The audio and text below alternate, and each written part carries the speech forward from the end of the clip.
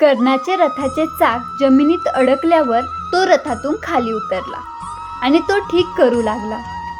त्यावेळी तो शस्त्राशिवाय होता. भगवान श्रीकृष्णाने अर्जुनाला ताबडतोब बाणाने कर्णाला मारण्याचा आदेश दिला.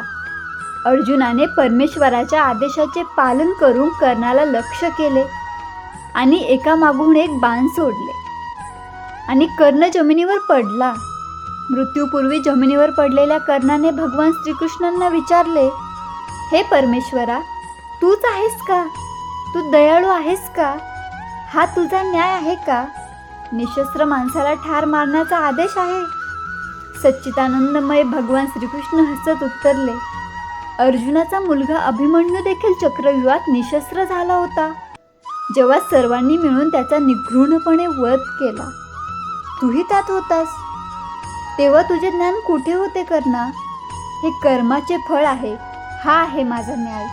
विचारपूर्वक वागा. आज जर तुम्ही एखाद्याला दुखवले असेल, त्याचा अनादर केला असेल, कोणाच्या कमकुवतपणाचा फायदा घेतला असेल, तर तेच कर्म भविष्यात तुमची वाट पाहत असेल आणि कदाचित याच कर्माचं मी तुम्हाला प्रतिफळ देईल.